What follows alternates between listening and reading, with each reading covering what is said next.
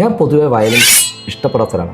കാണുക ചെയ്യും, കണ്ടു കഴിഞ്ഞാൽ എനിക്ക് അത്ര എന്തൊരു മാനസികമായിട്ട് എനിക്ക് വിഷമം ഉണ്ടാവാറുണ്ട്. ഞാൻ ഇത്തവണ കണ്ട നാടകം എന്ന് പറഞ്ഞാൽ നമുക്കറിയാം, വയനാട് ദുരന്തം. ആ വെള്ളാരമല സ്കൂള് കംപ്ലീറ്റ് പോയൊരു സ്കൂളാണ്. ആ സ്കൂളിലെ കുട്ടികൾ, അതിൽ പകുതിയിലധികം സ്കൂളിലെ കുട്ടികൾ അവിടുന്ന് പോയി. പക്ഷേ ഉള്ള കുട്ടികളെ വെച്ചിട്ട് അവിടുത്തെ പ്രധാന അധ്യാപകൻ ഒരു സംവിധായകനെ കൊണ്ടുവന്ന് നാടകം ചെയ്യിച്ചിട്ട് ഈ വെള്ളപ്പൊക്കത്തിൽ എന്ന് പറയുന്ന നാടകം അവിടെ അവതരിപ്പിച്ചു. അപ്പം നമ്മളറിയണം, നമുക്കൊരു ജലദോഷം വന്നു കഴിഞ്ഞാൽ നമ്മൾ പറയും വേണ്ട, പാട്ടും കേൾക്കേണ്ട, നാടകവും കാണേണ്ട, സിനിമയും കാണണ്ട, ഒരാഴ്ച നമ്മൾ വീട്ടിൽ നിന്ന് പുറത്തിറങ്ങില്ല. ഇത് മനസ്സ് മരവിച്ചൊരു കുട്ടികളുണ്ട്, അതിൽ അവിടുത്തെ അധ്യാപകരുണ്ട്, ഒരു നാടുണ്ട്. അപ്പോൾ അവർ കലയിലൂടെ അതിജീവനം നടത്തുകയാണ്. ഞാനൊരു ട്രെയിൻ യാത്ര നടത്തുമ്പോൾ ഒരു അധ്യാപകൻ പറഞ്ഞു, ഈ തല്ലുമാല സിനിമയ്ക്ക് ശേഷം കുട്ടികൾക്കിടയിൽ ഭയങ്കരമായിട്ട് തല്ല് കൂടുന്നുണ്ട്. എന്തിനാ തല്ലുന്നത് കുട്ടികൾക്കും അറിയും. ഒരാളെ കുത്തിക്കൊല്ലുമ്പോൾ നമ്മൾ കണ്ണൊക്കെ പറ്റും. പക്ഷെ ഇപ്പം ഈ കൈയടിച്ച് പ്രോത്സാഹിപ്പിക്കുകയാണ്.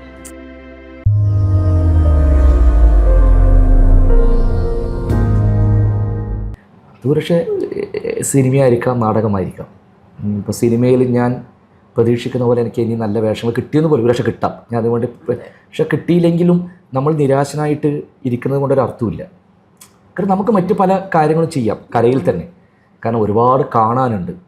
ഇപ്പം ഞാനിപ്പോൾ 2 ദിവസം രാവിലെ മുതൽ വൈകുന്നേരം വരെ കുട്ടികളുടെ നാടകം കണ്ടു വെച്ചാൽ നമുക്ക് ആ കുട്ടികളുടെ നാടകം കാണാൻ ഒരു വർഷം അതേ അവസരമുള്ളൂ. മറ്റൊരു സമയത്ത് കാണാൻ പറ്റില്ല.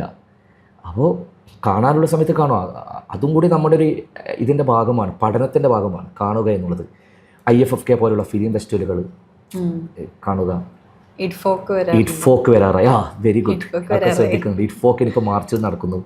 ഇപ്പോൾ 17-ാം തീയതി മുതൽ കാസർഗോഡ് ജില്ലയിൽ തൃക്കരിപ്പൂരി 6 ദിവസം അമേച്ചർ നാടക മത്സരം നടക്കുന്നു. അപ്പോൾ ഇതെല്ലാം കാണാനുള്ളൊരു ഭാഗ്യം നമുക്കുണ്ടല്ലോ, നമ്മളത് ഉപയോഗപ്പെടുത്തുക. നേരത്തെ പറഞ്ഞ പോലെ പലപ്പോഴും ജീവിതത്തിൽ നിന്നും ചില ആൾക്ക് നിരാശയാവുന്നതും ഒക്കെ ആവുന്നത് വെച്ചാൽ നമ്മൾ നിരാശപ്പെട്ടിട്ടിരിക്കേണ്ട കാര്യമില്ല. ആ സമയത്ത് ഇതൊക്കെ കാണുമ്പോൾ നമ്മളെ തന്നെ ഒന്ന് സ്വയം പരിശോധിക്കപ്പെടും. ഞാൻ കാണുമ്പോൾ മാത്രം, ഞാനിപ്പോൾ കുട്ടികളുടെ നാടകം കാണുമ്പോൾ ഞാൻ അത്ഭുതപ്പെട്ടു പോയി. ഞാനും കുട്ടികളുടെ നാടകം ഒരുപാട് ഡയറക്റ്റ് ചെയ്ത ആളാണ്. കുട്ടികളൊക്കെ ഏത് ലെവലാണ് അഭിനയിക്കുന്നത്, കുട്ടികളൊക്കെ എന്ത് രസകരമായിട്ടാണ് ചില രാഷ്ട്രീയ നിലപാടുകൾ അവർ വിളിച്ചു പറയുന്നത്. എത്ര സ്വാതന്ത്ര്യ പ്രഖ്യാപനമാണ് കുട്ടികൾ നടത്തുന്നത്. എത്ര രസമായിട്ടാണ് കുട്ടികൾ ആ വൈബ് ആഘോഷിക്കുന്നത്. കാരണം എൻ്റെയൊക്കെ സ്കൂൾ പ്രായത്തിൽ നമുക്കൊരു ഡ്രാമ എന്ന് പറഞ്ഞാൽ ഓക്കെ, ഏതെങ്കിലും ഒരു കഥ എടുക്കുന്നു, അതിന് നമുക്കൊരു നാടകമായിട്ട് ചെയ്യാം എന്നുള്ളൊരു മൈൻഡ് സെറ്റാണ്. പക്ഷെ ഇപ്പോഴത്തെ ഇപ്പം ഞാൻ ഒരുപക്ഷെ കണ്ണിന്ന് പോലും വെള്ളം വന്നു പോകും. ഞാൻ ഇത്തവണ കണ്ട നാടകം എന്ന് പറഞ്ഞാൽ നമുക്കറിയാം, വയനാട് ദുരന്തം. ആ വെള്ളാരമല സ്കൂള് കംപ്ലീറ്റ് പോയൊരു സ്കൂളാണ്. ആ സ്കൂളിലെ കുട്ടികൾ, അതിൽ പകുതിയിലധികം സ്കൂളിലെ കുട്ടികൾ അവിടുന്ന് പോയി. പക്ഷേ ഉള്ള കുട്ടികളെ വെച്ചിട്ട് അവിടുത്തെ പ്രധാന അധ്യാപകൻ ഒരു സംവിധായകനെ കൊണ്ടുവന്ന് നാടകം ചെയ്യിച്ചിട്ട് ഈ വെള്ളപ്പൊക്കത്തിൽ എന്ന് പറയുന്ന നാടകം അവിടെ അവതരിപ്പിച്ചു. അപ്പോൾ നമ്മളറിയണം, നമുക്കൊരു ജലദോഷം വന്നു കഴിഞ്ഞാൽ നമ്മൾ പറയും വേണ്ട, പാട്ടും കേൾക്കേണ്ട, നാടകവും കാണേണ്ട, സിനിമയും കാണണ്ട, ഒരാഴ്ച നമ്മൾ വീട്ടിൽ നിന്ന് പുറത്തിറങ്ങില്ല. ഇത് മനസ്സ് മരവിച്ചൊരു കുട്ടികളുണ്ട്, അതിൽ അവിടുത്തെ അധ്യാപകരുണ്ട്, ഒരു നാടുണ്ട്. അപ്പോൾ അവർ കലയിലൂടെ അതിജീവനം നടത്തുകയാണ്. അപ്പോൾ അതിൽ പ്രധാന വേഷം ചെയ്തൊരു കുട്ടിയുണ്ട്, പട്ടിയായിട്ട് അഭിനയിച്ച ഒരു കുട്ടി. നാടകം കഴിഞ്ഞിട്ട് ഞാൻ ആ കുട്ടീനെ കെട്ടിപ്പിടിക്കുന്നതിന് കുട്ടിയുടെ ശരീരമൊക്കെ ഇങ്ങനെ ഒരു പതുപതുത്ത് പോലെയാണ്. അപ്പോൾ അന്വേഷിക്കുമ്പോൾ പറഞ്ഞാൽ ആ കുട്ടി മണ്ണിനടിയിൽ പോയ കുട്ടിയാണ്. ആ കുട്ടിയും ആ കുട്ടിയുടെ പ്രിയപ്പെട്ട വളർത്തു നായിയും. ആ കുട്ടി അഭിനയിച്ചിരിക്കുന്ന നായായിട്ടാണ്. പിന്നെ ആരോ ഒരു കൈ വെളിയിൽ കണ്ടിട്ട് ചളിയിൽ നിന്ന് വലിച്ചെടുത്ത കുട്ടിയാണ്. അത് കഷ്ടിച്ച് രക്ഷപ്പെട്ട കുട്ടിയാണ്. ആ കുട്ടി അത്ര മാസേ ആയിട്ടുള്ളൂ. കുട്ടി വന്നിട്ട് സ്റ്റേറ്റ് യൂത്ത് ഫെസ്റ്റിൽ നാടകം കളിക്കുകയാണ്. നമ്മൾ ആലോചിച്ച് നോക്കണം. അപ്പോൾ എത്രത്തോളമാണ് കലയുടെ പ്രസക്തി എന്നുള്ളത്. ആ പ്രധാന അധ്യാപകനും വേണമെങ്കിൽ പറയാം, ഈ വർഷം ഇങ്ങനെയൊക്കെ വന്നതല്ലേ, ഒന്നും വേണ്ട, കാരണം എന്തായാലും കുറച്ച് സാമ്പത്തിക ചെലവുണ്ടാവും. പിന്നെ കുട്ടികൾ നമുക്ക് മാനസികമായിട്ടും നമുക്ക് അങ്ങനെയില്ലേ. ഈ കല എന്ന് പറയുന്നത് അതിജീവനത്തിനുള്ള ഒരു മാധ്യമം കൂടിയാണ്. അത് നാടകമായിക്കോട്ടെ, സിനിമയായിക്കോട്ടെ, എന്തായാലും അപ്പോൾ അത് ആ രീതിയിൽ ഉപയോഗപ്പെടുത്തണം. ഇപ്പം അതിനൊക്കെ മാറി നമ്മൾ ചേട്ടൻ്റെ ഒരു പേഴ്സണൽ ഇതിലേക്ക് പോവുകയാണെങ്കിൽ ഏറ്റവും ഇഷ്ടപ്പെട്ടൊരു ക്യാരക്ടറും ഇത്രയും അനുഭവങ്ങൾ, അത് നാടകമാവട്ടെ സിനിമയാവട്ടെ, അതിൽ ഏറ്റവും ഇഷ്ടപ്പെട്ടൊരു മൊമെൻറ്റും ഉണ്ടോ നമുക്ക് ഏറ്റവും മറക്കാൻ പറ്റാത്ത? അല്ല, ഈ ഒരുപാട് അനുഭവങ്ങളുണ്ട്, നല്ലതും ചീത്തയുമായിട്ടുള്ളതൊക്കെ. അതിൽ ഭയങ്കര ഇപ്പോഴും മനസ്സിനെ വല്ലാതെ ഒരു വിഷമിപ്പിക്കുന്ന ഒരു അനുഭവം എന്ന് പറഞ്ഞാൽ, കോഴിക്കോട് ഒരു വലിയൊരു നാടകം ചെയ്തു, ബദറുൽ മുനീർ ഹുസ്നു ജമാ എന്നൊക്കെ പറഞ്ഞു. വലിയ 10-20 ലക്ഷം രൂപ ചെലവിട്ടിട്ടെടുത്ത നാടകമാണ്. ആ നാടകം ഒരു മാസത്തെ റിഹേഴ്സലൊക്കെ കഴിഞ്ഞ് നാടക അവതരണം കഴിഞ്ഞു. MT സാർ അടക്കമാണ് അതിൻ്റെ ഇത്. തിരിച്ച് ഞാൻ വീട്ടിലെത്തുമ്പോഴേക്കും തലേന്ന് മോനും വന്നിട്ടില്ല. അപ്പോൾ മോന് പനിയാന്ന് പറഞ്ഞിട്ട് തിരിച്ചെത്തുമ്പോൾ മോൻ ഹോസ്പിറ്റലാണ്, ICUലാണ്. ആ പൈസ എത്തി ഭയങ്കരമായിട്ട് കരയുന്നു. അപ്പോൾ ഞാൻ അപ്പോഴാണ് ഇവർ തന്ന സംഘാടകർ തന്ന പൈസ ഞാൻ നോക്കുന്നത് 1000 രൂപ. അപ്പോൾ അതിലെ നായികയെ ഞാനായിരുന്നു പരിചയപ്പെടുത്തിയത്, ഡാൻസൊക്കെ അറിയുന്ന കുട്ടി വേണം പറഞ്ഞിട്ട്. കുറച്ച് കഴിയുമ്പോൾ ഞാൻ ഈ വിഷമത്തിലിരിക്കുമ്പോൾ നായികയുടെ ഫോൺ വരുന്നത്. അപ്പോൾ ഞാൻ വിളിച്ചു അവർക്ക് ഇതേ കൊടുത്തിട്ടുള്ളൂ. അപ്പോൾ അവരെന്നോട് പറഞ്ഞു ഇത്ര 20,000 എനിക്ക് ഇത്രയേ തന്നുള്ളൂ. അപ്പോൾ ഞാൻ വല്ലാതെ വിഷമിച്ചു പോയി. കാരണം ഇത്രയും ഞാൻ കഷ്ടപ്പെട്ട് അതിലെല്ലാം ചെയ്തിട്ട്, കാരണം നായകനാണ്, എല്ലാം ചെയ്ത് സകല പണി എടുത്തിട്ട് അന്ന് എന്തോ സിസ്റ്റർ ഈ കുട്ടി വല്ലാതെ കരയുമ്പോൾ സിസ്റ്ററോട് ഞാൻ നോക്കാമെന്ന് പറഞ്ഞാൽ കുട്ടി സിസ്റ്റർ കേട്ടില്ല. അപ്പോൾ ഞാനന്ന് ഭയങ്കര ദേഷ്യത്തിൽ ഞാൻ ആ ഗ്ലാസ്സിന് ഇടിച്ചു. ഐസിയുൻ്റെ ചില്ല് തകർന്നു. അപ്പോൾ അതൊക്കെ ജീവിതത്തിൽ മറക്കാൻ പറ്റാത്തൊരു സംഭവമാണ്. മീൻസ് നമ്മൾ പലപ്പോഴും അങ്ങനെയൊക്കെ പല സ്ഥലങ്ങളും നമ്മൾ വല്ലാതെ ചീറ്റ് ചെയ്യപ്പെടുമ്പോഴൊക്കെ ഉണ്ടാകുന്നത് അത്രയും നമ്മൾ ആത്മാർത്ഥത കൊടുത്തിട്ടും നമ്മൾ ഹൃദയം കൊടുക്കുക എന്നൊക്കെ പറയും, ആ രീതിയിൽ ചെയ്തിട്ടും നമ്മൾ അനുഭവിക്കുന്ന കാര്യം. കാരണം പലപ്പോഴും നമ്മൾ പുതിയ കാലത്തൊക്കെ പറയാൻ പോലും കാരണം വെച്ചാൽ ഇപ്പോഴത്തെ ഈക്വാലിറ്റിയെക്കുറിച്ചൊക്കെ പറയുമ്പോൾ സ്ത്രീകൾക്ക് ശമ്പളം കുറവ് എന്ന് പറയുമ്പോൾ നേരെ തിരിച്ചുണ്ട്. നാടകരംഗത്തൊക്കെ നേരെ തിരിച്ചാണ്. ഇപ്പം ഞാൻ 50 രൂപ ആദ്യത്തെ നാടകത്തിന് ശമ്പളം കിട്ടുമ്പം ആ നാടക സംഘത്തിലെ സ്ത്രീകൾ കൊടുക്കുന്നത് 10-200 രൂപയാണ്. കാരണം എന്ന് വെച്ചാൽ അവർക്ക് അത്ര ആ രംഗത്തേക്ക് ആൾക്കാരില്ല, അതൊക്കെ കൊണ്ടാണ്. പക്ഷെ അതുകൊണ്ട് നമ്മളതൊന്നും പരാതിയായിട്ട് എടുത്തിട്ടില്ല. അതിനെ ഭയങ്കര സന്തോഷത്തോടു കൂടിയാണ് അന്നത്തെ കാലത്തൊക്കെ കണ്ടത്. ഏറ്റവും പ്രിയപ്പെട്ട സ്വന്തം കഥാപാത്രം ചേട്ടൻ ചെയ്തതിൽ വെച്ച് ഏറ്റവും നാടകമാണോ സിനിമയാണോ? സിനിമയിൽ വിക്രമാദിത്യൻ എനിക്ക് ഭയങ്കര ഇഷ്ടമുള്ളൊരു ക്യാരക്ടറാണ്. കാരണം ഇപ്പോഴും അത് മനസ്സിൽ നിന്ന് പോകില്ല. കാരണം ഒരു ആക്ടറൊക്കെ കിട്ടാൻ കുറച്ച് സമയം ഉള്ളെങ്കിലും 2 പാട്ടിൽ എനിക്കതിൽ ചെയ്യാൻ പറ്റിയിട്ടുണ്ട്. സ്ക്രീൻ സ്പേസ് ഉണ്ട്. പിന്നെ ഏറ്റവും ഒരു ഇമോഷണൽ സീൻസിൽ ആക്ട് ചെയ്യാൻ പറ്റിയിട്ടുണ്ട്. കാരണം അങ്ങനെയുണ്ട്. പിന്നെ ആ സിനിമ തീരുന്നത് വരെ ഈ മെയിൻ കഥാപാത്രം ദുൽഖറിനെ ഓർക്കുന്നത് പോലെ തന്നെ ദുൽഖറിൻ്റെ അച്ഛനെയും ഓർക്കും, ആ കഥാപാത്രം കുഞ്ഞുണ്ണിയെ. അപ്പോൾ അത് എല്ലായിടത്തും. പിന്നെ ഇപ്പോൾ എൻ്റെ ഇഷ്ടമെന്നിപ്പോൾ ചില ആൾക്കാർക്ക് മറ്റുള്ളതായിരിക്കും. പത്തിയമാരിയിലെ കഥാപാത്രത്തെ ഗൾഫിലൊക്കെ പോകുമ്പോൾ അത് ഭയങ്കരമായിട്ട് കണക്ട് ചെയ്യുന്ന ആൾക്കാരുണ്ട്. പുലിമുരുകൽ അച്ഛനെ ഭയങ്കര ഇഷ്ടപ്പെടുന്നവരുണ്ട്. ഇപ്പോൾ ഞാൻ നായകനായിട്ട് അഭിനയിച്ച ഓടുന്നു, അതും എനിക്ക് ഭയങ്കര ഇഷ്ടപ്പെട്ട കഥാപാത്രമാണ്. പക്ഷേ അത് അധികം ആൾക്കാർ കാണാത്തത് കൊണ്ടാണ് ഞാൻ പറയാത്തത്. പാമ്പിനെ ഭയമുള്ളൊരു മനുഷ്യനായിട്ടാണ് ഞാനൊരു നായകനായിട്ട് അഭിനയിച്ച ക്യാരക്ടറാണ്. വളരെ ഇഷ്ടമുള്ള ക്യാരക്ടറാണ്. അത് ഈ പറഞ്ഞ പോലെ അത് നമ്മുടെ ഹൃദയവും ശരീരവും കൊടുത്തൊരു ക്യാരക്ടറാണ്. പക്ഷെ അതിനെയും വല്ലാതെ മാറ്റി നിർത്തി കളഞ്ഞു. അത് ഗംഭീരം ക്യാരക്ടറാണ്. അത് എപ്പോഴെങ്കിലും ഇതുവരെ യൂട്യൂബിലും OTT-യിലൊന്നും ഇല്ല, കാണുമ്പോൾ മനസ്സിലാവും. അത് 10-22 ദിവസം നമ്മൾ എന്താ പറയുക ചെരുപ്പിടാതെ അട്ടപ്പാടിയിലൊക്കെ ഓട്ടൊക്കെ ആയിരുന്നു. പാമ്പ് ശരീരത്തോടെ അഴിയുന്നുണ്ട്. അങ്ങനെയൊക്കെയുള്ള ഒരുപാട് സീക്വൻസ് ഉണ്ട്. പിന്നെ ഒരുപാട് ആക്ടിങ്ങിന് സാധ്യത. നൗഷാദ് ഇബ്രാഹിം എന്ന് പറയുന്ന എൻ്റെ സുഹൃത്ത് ഡയറക്റ്റ് ചെയ്തതാണ്. ഒരു നടനെ അത്രത്തോളം അഭിനയ സാധ്യതയുള്ളൊരു വേഷമായിരുന്നു. പക്ഷേ ആ കൊറോണ തുടങ്ങുന്ന സമയത്താണ് ആ പടം റിലീസ് ചെയ്തത്. അതുകൊണ്ട് അത് എവിടെയും ശ്രദ്ധിക്കപ്പെട്ടില്ല. അതിപ്പം സ്റ്റേറ്റ് കോമ്പറ്റീഷനിൽ പോലും ഇപ്പോൾ അത് പറയുന്നത് ശരിയൊന്നുമല്ല എങ്കിൽ പോലും അന്നത്തെ ജഡ്ജ്മെൻറ്റ് പാനലുണ്ടായി 1-2 പേര് എന്നോട് പറഞ്ഞാൽ അത് ഭയങ്കര കഷ്ടമായിപ്പോയി നിങ്ങളെ പരിഗണിക്കാത്തത്. അപ്പം ഞങ്ങൾക്ക് ഭയങ്കര ആഗ്രഹം ഉണ്ടായിരുന്നു. ഞാൻ പറഞ്ഞ അതിനോടൊന്നും എനിക്ക് ഒരു പരാതിയില്ല. കാരണം അത് നിങ്ങളുടെ തീരുമാനമാണ്. പക്ഷെ നിങ്ങളത് പറഞ്ഞല്ലോ. കാരണം ഞാനായിട്ട് അത്ര വലിയ കണക്ഷനുള്ള ആളെന്നല്ല ഈ പറഞ്ഞത്.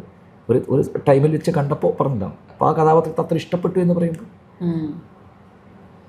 പിന്നെ എൻ്റെ അവസാനത്തെ ഒരു ക്വസ്റ്റ്യൻ, ഗ്രേറ്റ് ഫാദർ അതിലൊരു നെഗറ്റീവ് ഷെയ്ഡ് റോളാണ് ചെയ്തുകൊണ്ടിരുന്നത്.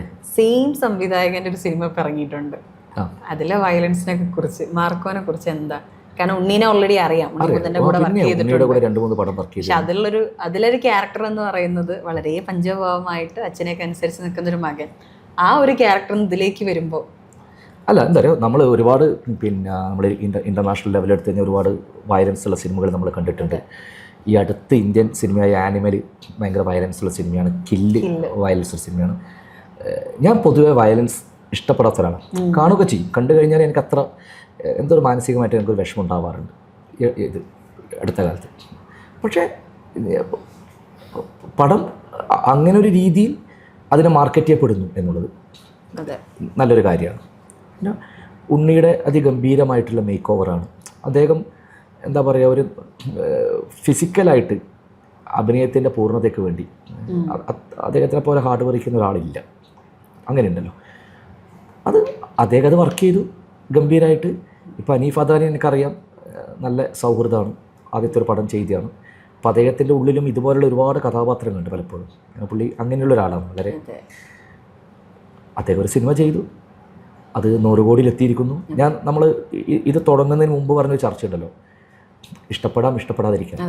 കുറച്ച് പേർക്ക് ഇഷ്ടപ്പെടില്ല, ഭൂരിപക്ഷം പേർക്ക് ഇഷ്ടപ്പെടും അല്ലേ? അപ്പോൾ എപ്പോഴും അങ്ങനെയാണ്. ഇഷ്ടപ്പെടാത്തത് കൊണ്ട് അത് മോശമാവില്ല, മറ്റ് ഒരു വലിയ വിഭാഗത്തിന് ഇഷ്ടപ്പെടും. പക്ഷേ എത്രത്തോളം വയലൻസിനെ പ്രോത്സാഹിപ്പിക്കണമെന്ന് ചോദിച്ചു കഴിഞ്ഞാൽ നമുക്ക് അത്രത്തോളം വേണമെന്നൊരു ചോദ്യം ചോദിക്കാം. നമുക്ക് ഇത്രത്തോളം വയലൻസിനെ, കാരണം പേടി എന്താണെന്ന് പറഞ്ഞു കഴിഞ്ഞാൽ എനിക്ക് തോന്നിച്ചാൽ, പണ്ടൊക്കെ ഞാനൊക്കെ സിനിമ കാണുമ്പോൾ എനിക്ക് എൻ്റെ കാര്യം മാത്രമേ പറയാൻ സാധിക്കുള്ളൂ. ഒരാളെ കുത്തിക്കൊല്ലുമ്പോൾ നമ്മൾ അയ്യോ കണ്ണൊക്കെ പറ്റി. പക്ഷെ ഇപ്പം ഈ കൈയടിച്ച് പ്രോത്സാഹിപ്പിക്കുകയാണ്.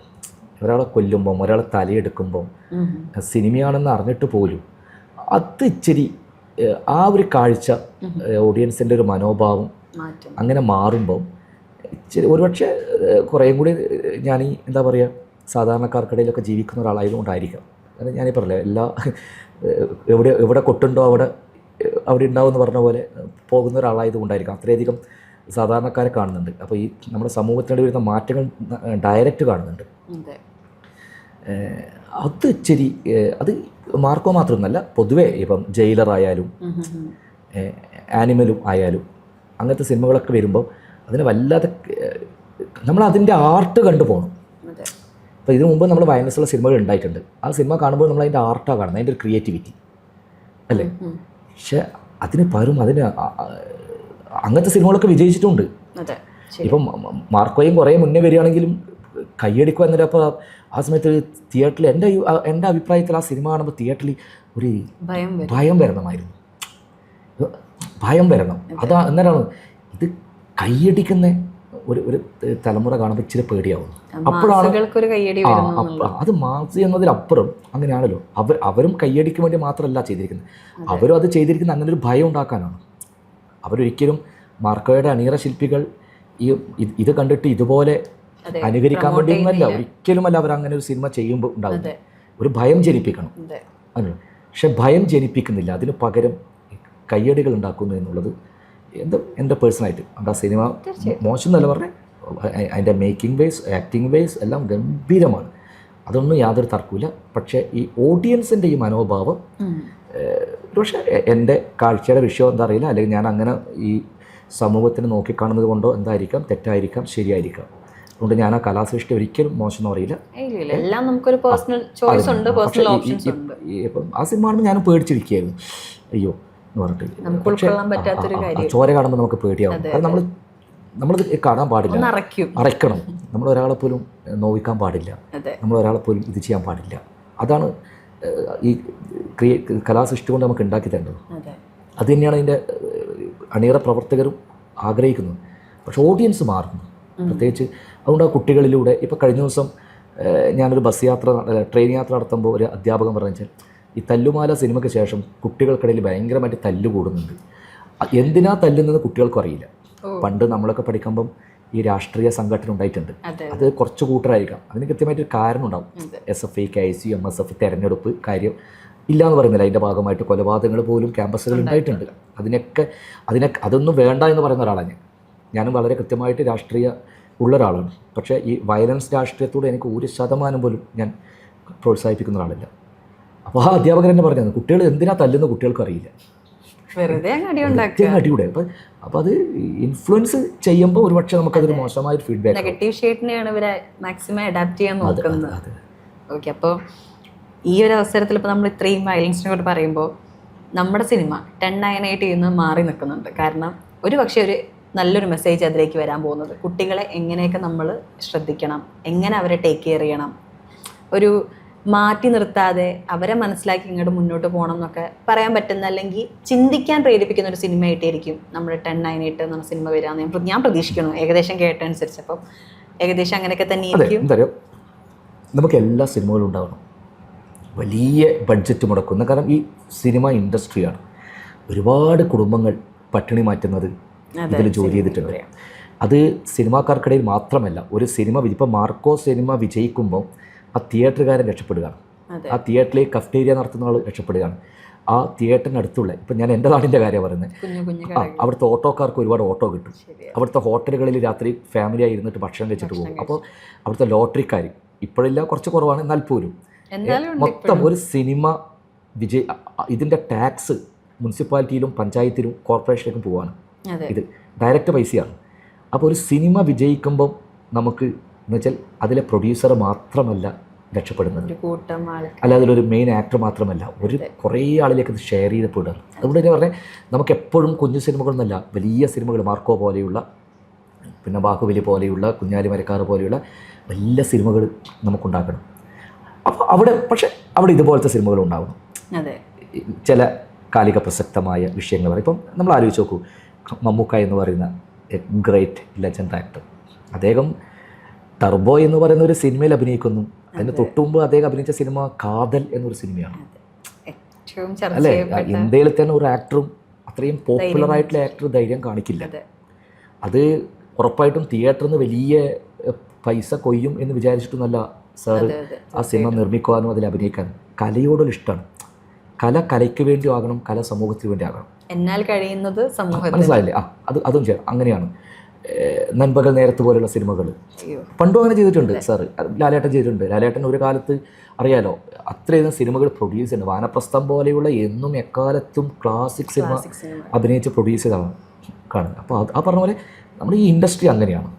എല്ലാ സിനിമകളും നമുക്കുണ്ടാകണം. അല്ലെങ്കിൽ എപ്പോഴും കുഞ്ഞു കുഞ്ഞു സിനിമകൾ മാത്രം ഉണ്ടാക്കി കഴിഞ്ഞാൽ ഇൻഡസ്ട്രി വികസിക്കില്ല. നമ്മളൊരു പാൻ ഇന്ത്യൻ അല്ലെങ്കിൽ ഇൻ്റർനാഷണൽ ലെവലിൽ നമ്മുടെ ഭാഷയെ അടയാളപ്പെടുത്തണം. ഒരു സിനിമ ഇപ്പോൾ മാർക്കോ അടക്കം പല ഭാഷകളിലേക്കും പോകുമ്പം ചെറിയ സ്റ്റേറ്റ് 3.5 കോടി ജനങ്ങളുള്ള കേരളത്തിനാണ് ഇങ്ങനൊരു സിനിമ പോകുന്നത്. അത് നിങ്ങൾ എങ്ങനെ എടുക്കുന്നു എന്നുള്ളത്. കാരണം ഞാൻ അതിൻ്റെ നിർമ്മാതാവിൻ്റെ പക്ഷത്താണ്. എന്തുകൊണ്ടാണ് പറഞ്ഞു കഴിഞ്ഞാൽ ആ പടത്തിന് അതുകൊണ്ടാണ് ഞാൻ സർട്ടിഫിക്കറ്റ് കൊടുത്തത്. 17 വയസ്സിന് മുകളിലുള്ള ആൾക്കാർ കണ്ടാൽ മതി ഈ സിനിമ. അത് ഇന്ത്യൻ നിയമപ്രകാരം, സെൻസർ ബോർഡ് നിയമപ്രകാരം കൊടുത്തിരിക്കുകയാണ്.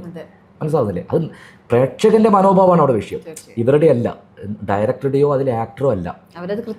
അവർ വളരെ കൃത്യമായിട്ട് ഇത് എത്രയും ബ്രൂട്ടൽ ആയിട്ടുള്ള ഇതാണ്, വയലൻസ് ആണ് എന്നവർ പറഞ്ഞുകൊണ്ട് തന്നെയാണ് ചെയ്യുന്നത്. അവരൊരിക്കലും നിങ്ങളോട് ഈ തലയിറക്കുമ്പോൾ കൈയടിക്കണമെന്നും പറയുന്നില്ല പ്രേക്ഷകരോട്. പ്രേക്ഷകനത് അർമാദിക്കുന്നതാണ് വിഷയം. മനസ്സിലാവില്ലേ? അങ്ങനെ എത്രയോ സിനിമകൾ ഇപ്പം നമ്മുടെ OTT പ്ലാറ്റ്ഫോമുകളിൽ ചില വെബ് സീരീസുകൾ കാണുന്നില്ലേ, അവിടെ ഒരു ഇതുമില്ല. അതിലും പറയുന്നുണ്ട് ഇത്ര വയസ്സുള്ളവർ ഇത് കാണാൻ പാടില്ല. കാണുന്ന നമ്മളെ കുറ്റം.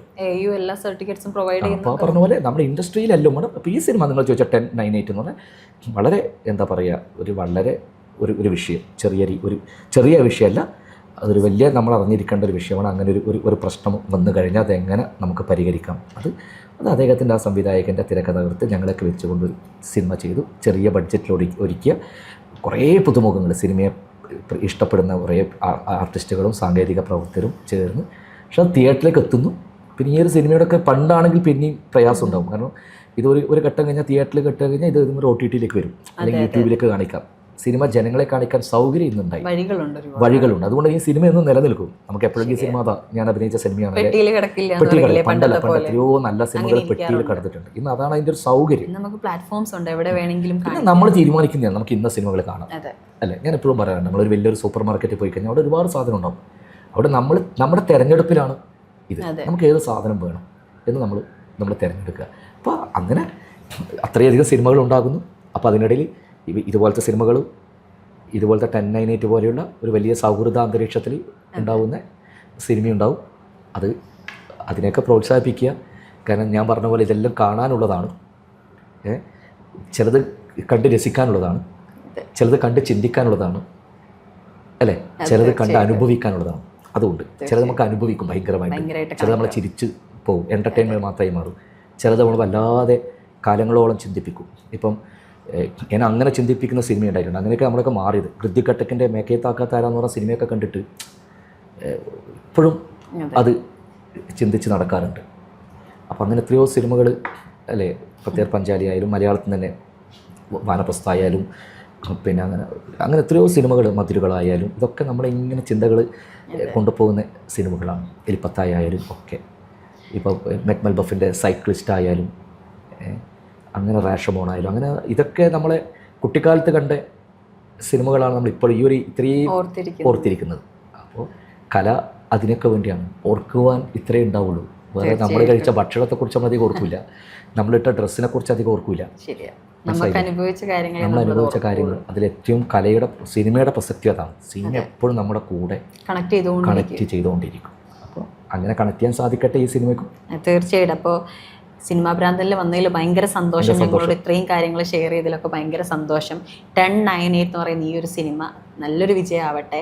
ആൾക്കാർ ഇതിനെ 2 കൈ നീട്ടി സ്വീകരിക്കട്ടെ. ഇതിലെ എല്ലാ പാഠങ്ങളും ഉൾക്കൊള്ളാനും അത് ലൈഫിൽ അപ്ലൈ ചെയ്യാൻ അവർ ശ്രമിക്കട്ടെ എന്നൊക്കെ ആശംസിക്കുകയാണ്. ഭയങ്കര സന്തോഷം. ഒരുപാട് സന്തോഷം. എനിക്കും സിനിമാ ഭ്രാന്തൻ്റെ അധിക ഇൻ്റർവ്യൂസൊക്കെ ഞാൻ നോക്കി കാണാറുണ്ട്. അതിലപ്പുറം ഞാനത് വെളിപ്പെടുത്തുന്നില്ല. ഒരു ഘട്ടത്തിൽ എന്നെ ഭയങ്കരമായിട്ട് സപ്പോർട്ട് ചെയ്ത് വാക്കുകൊണ്ട് അങ്ങനെയുണ്ട്. ചില സമയത്ത് നമ്മളൊക്കെ ചില വിഷമിച്ച് നിൽക്കുമ്പോൾ ഒരു സപ്പോർട്ട് മതി. അങ്ങനെ തന്നെ ഒരു ഘട്ടത്തിൽ അത് ഞാൻ എപ്പോഴെങ്കിലും തുറന്ന് പറയാം, ഇപ്പോൾ പറയുന്നില്ല. ഈ പ്ലാറ്റ്ഫോം അങ്ങനെ അടക്കം എന്നെ സപ്പോർട്ട് ചെയ്തതാണ്. അപ്പോൾ എന്തായാലും ഈ പ്ലാറ്റ്ഫോമിൽ വന്ന് എനിക്ക് സിനിമയെക്കുറിച്ച് സംസാരിക്കാൻ പറ്റിയതിൽ ഭയങ്കര സന്തോഷം. Thank you.